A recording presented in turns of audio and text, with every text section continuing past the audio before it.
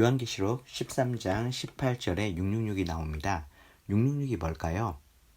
어떤 사람은 베리칩이다, 어떤 사람은 바코드다 이렇게 얘기하는 분들이 있던데요. 그러면 666이 진짜 의미하는 게 뭘까요? 과거에 아라비아 숫자가 없었습니다. 그러면 아라비아 숫자를 쓰지 않을 때 히브리인들은 무엇으로 숫자를 표기했을까요? 자신이 쓰는 문자를 그대로 숫자로 사용했습니다.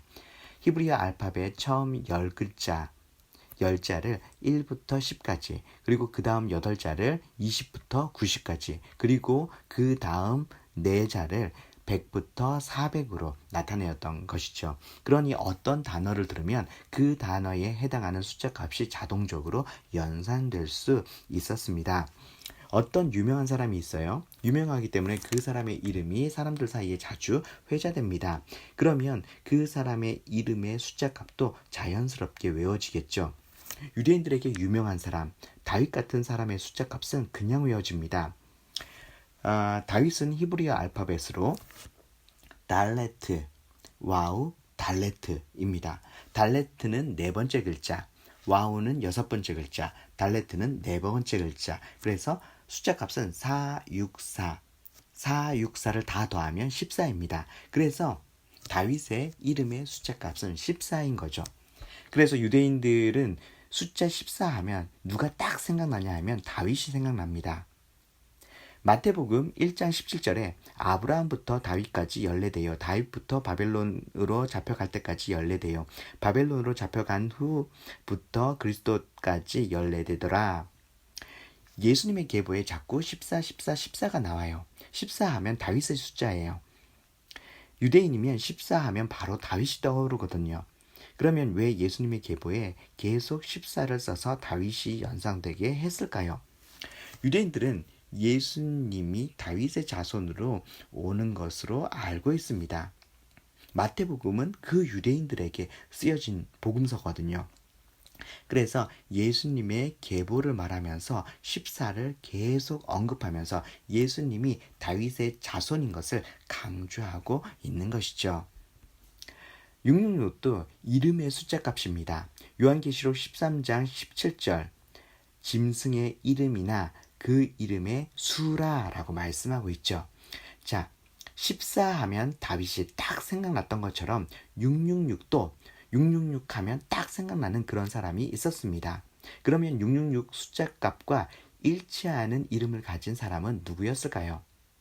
네로 박해 때부터 문헌들에서 666이 종종 등장했습니다.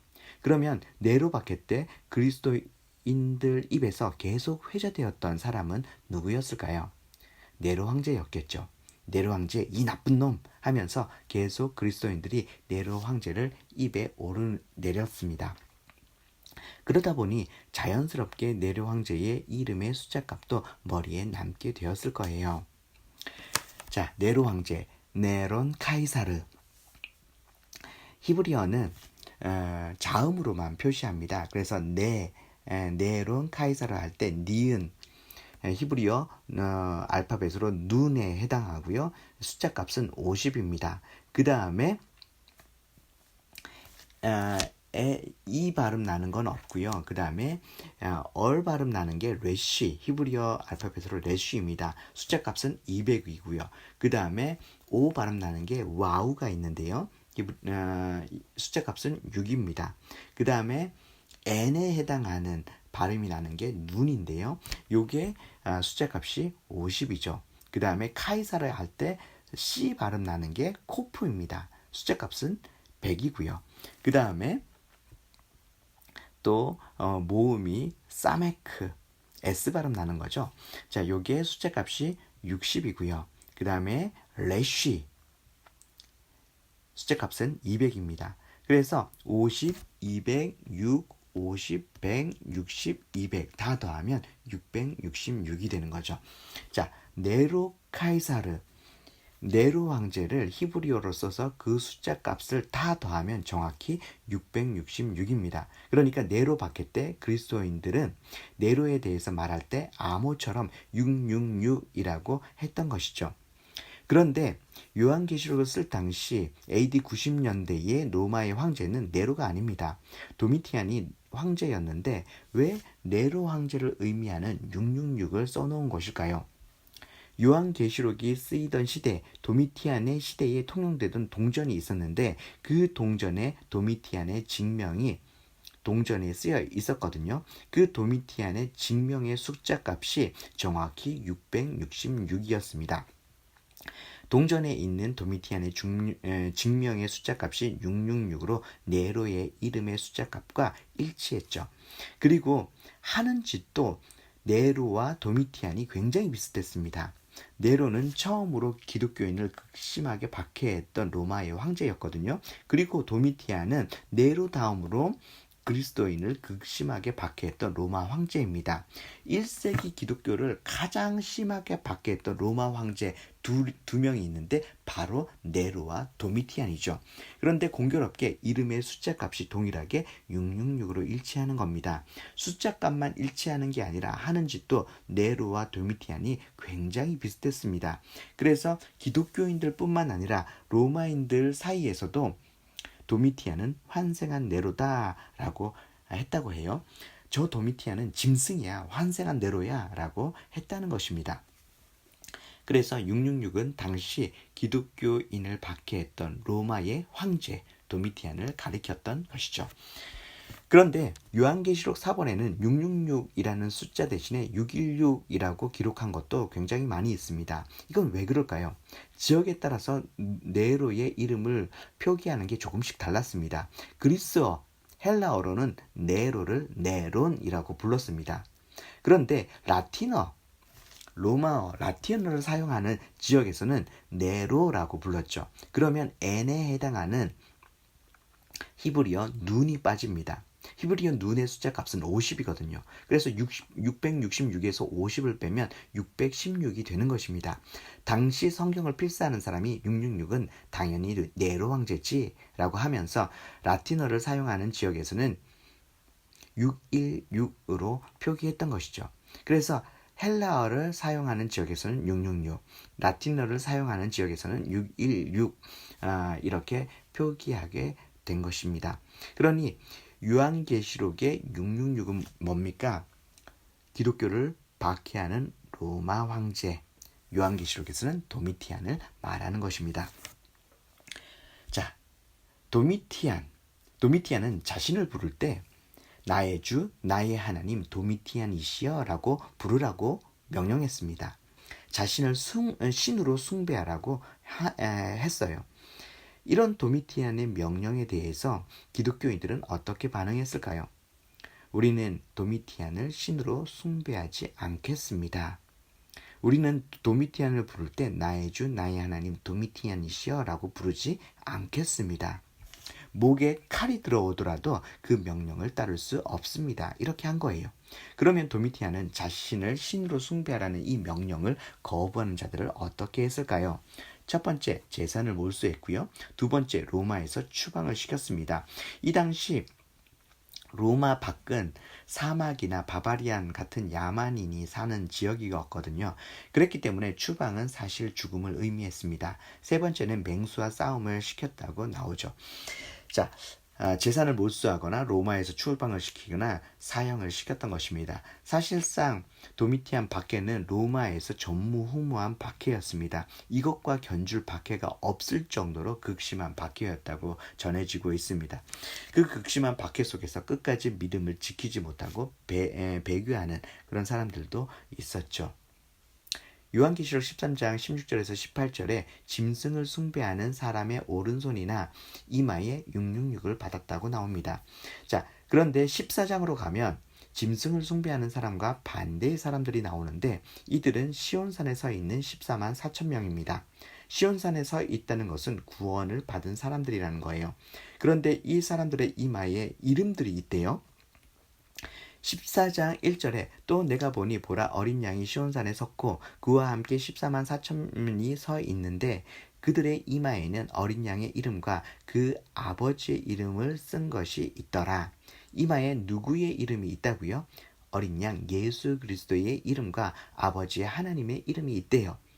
자, 13장에 짐승을 숭배하는 사람의 이마에 그 짐승의 이름의 숫자인 666이 있었는데 14장에 구원받는 사람들의 이마에 예수님의 이름과 하나님의 이름이 써 있다고 해요.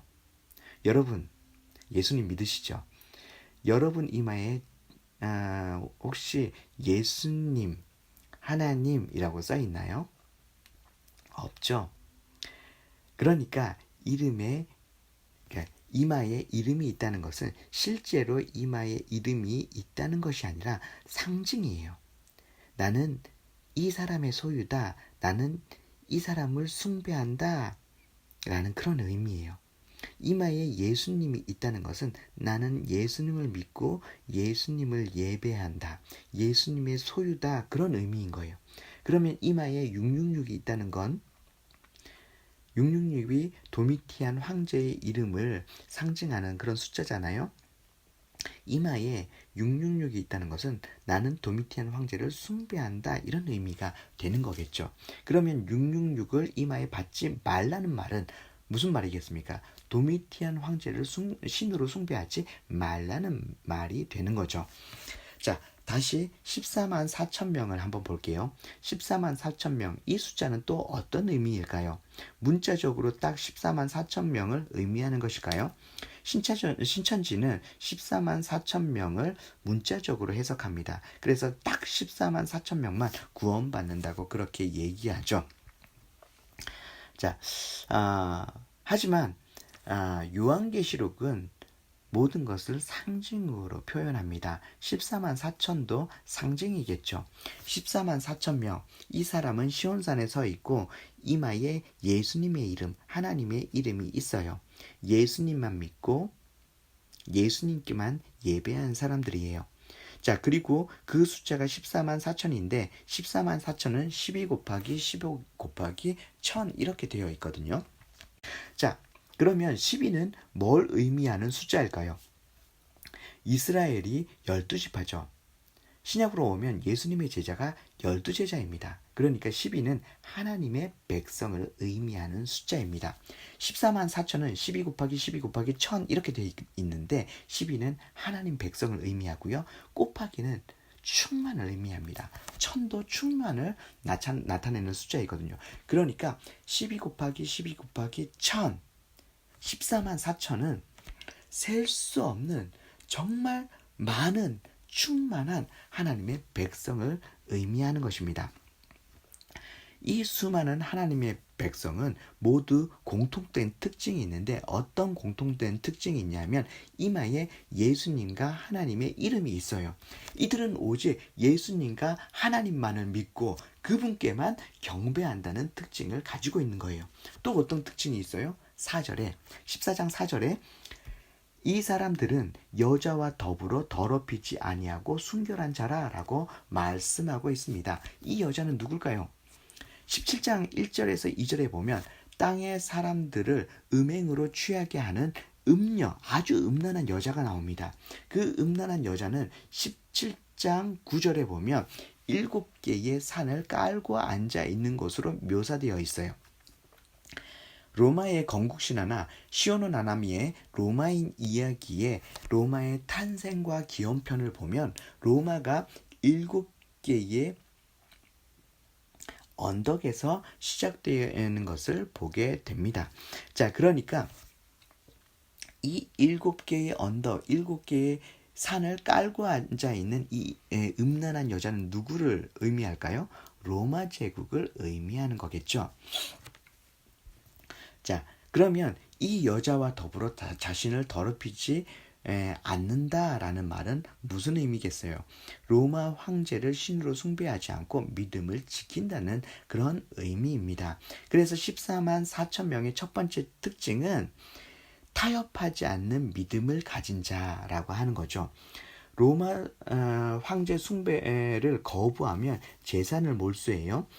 자, 로마가 주었던 모든 부와 명예, 안전 이런 것들을 다 가져가는 거예요. 자, 그렇다 할지라도 이 모든 것을 잃어버린다 할지라도 예수님을 믿는 믿음을 포기하지 않는 것입니다. 물론 지금도 무슬림 국가에서는 예수님을 믿는다는 그런 이유로 순교당하고 있습니다. 하지만 한국 사회에서는 예수님을 믿는다고 재산을 몰수당하거나 순교당하거나 하지 않습니다. 하지만 이런 일은 있을 수 있겠죠. 예수님의 말씀대로 예수님의 뜻대로 살기 위해서 불이익 당하고 손해볼 수는 있는 것입니다. 교통사고가 났을 때 한국 사람들은 소리부터 질러요. 왜 그래요? 자기가 손해보지 않으려고요. 사업을 할 때, 직장 생활을 할 때 정직하게 말하면 손해보는 경우가 굉장히 많이 있습니다. 하지만 주님은 우리가 정직하길 원하시잖아요. 그래서 우리는 주님의 뜻대로 정직하기 위해서 손해보길 결정해야 합니다. 이 세상에서 주님의 뜻대로 살면 바로 눈앞에 이익 보는 일이 더 많을까요? 아니면 손해보는 일이 더 많을까요? 바로 눈앞에 손해보는 일이 더 많이 보입니다. 그래서 우리는 손해보길 결정해야 돼요. 뭘 위해서? 주님의 뜻대로 살기 위해서. 더 정직하기 위해서, 더 거룩하기 위해서, 더 사랑하기 위해서 우리 그리스도인은 손해봐야 합니다. 주님은 우리가 대단한 성공을 이루었을 때 우리를 통해서 드러나시지 않아요. 우리가 주님을 위해서, 주님의 뜻대로 살기 위해서 대가 지불하고 다른 사람을 사랑하고 섬기기 위해서 손해볼 때, 그때 비로소 우리를 통해서 예수님이 드러나시고 예수님이 세상 가운데 보여지는 것입니다. 또 이 14만 4천 명에게는 어떤 특징이 있었습니까? 14장 4절에 어린 양이 어디로 인도하든지 따라가는 자며, 요한계시록은 어린 양 예수 그리스도를 우리의 신랑으로 묘사합니다. 예수님은 우리를 사랑하는 신랑인데 구원받은 성도들의 특징이 뭐냐 하면 이 우리를 너무너무 사랑하는 신랑 되신 예수님, 이 예수님이 어디 가든지 따라가는 사람들입니다. 누구를 정말로 사랑하면 다른 거 다 없어도 그 사람 하나면 되거든요. 그래서 그 사람이 가는 곳 함께 가고 그 사람과 같이 있을 수만 있다면 어떤 대가 지불도 하는 것입니다. 사랑하면 함께 있고 싶잖아요. 같이 있을 수 있다면 어떤 대가 지불도 하잖아요. 아내와 연애할 때였어요. 아내와 저 둘 모두 대구에서 예수전도단 간사를 하고 있었는데, 아내는 자매 공동생활집에서, 저는 형제 공동생활집에서 있었습니다. 제가 있었던 형제 공동생활집에서 자매 공동생활집까지의 거리가 꽤 떨어져 있었습니다. 제가 아내를 자매 공동생활집에 바래다 주고 그 앞에서 버스를 타면 제가 있는 형제 공동생활집에 바로 앞까지 갈 수 있었습니다. 그런데 그 버스는 밤 10시에 끊겼고 지하철은 밤 10시 30분에 끊겼습니다. 지하철을 타면 지하철역에서 형제 공동생활집까지 1시간은 걸어가야 했습니다. 그러면 저는 10시에 버스를 탔을까요? 10시 30분에 지하철을 탔을까요? 저는 매일 지하철을 탔습니다. 아내와 30분 더 같이 있고 싶어서 매일 밤 1시간씩 걸어야 했습니다. 어떤 사람을 정말로 사랑하잖아요. 그러면 어떤 대가 지불도 할 수 있습니다. 그것이 바로 사랑의 특징이죠. 14만 4천 명이 어떤 사람입니까?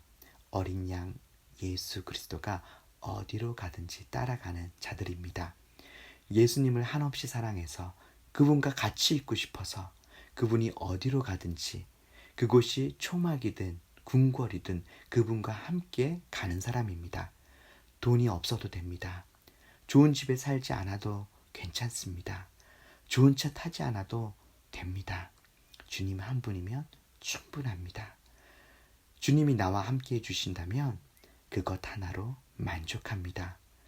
이렇게 뜨겁게 주님을 사랑하는 사람, 그래서 주님이 인도하는 곳이면 어디든지, 그분이 있는 곳이면 어디든지 따라가는 사람, 사랑하는 주님의 말씀이 너무 소중해서 그 말씀을 지키려고 어떤 대가 지불도 하는 사람, 그런 사람이 저와 여러분이 되길 축복합니다.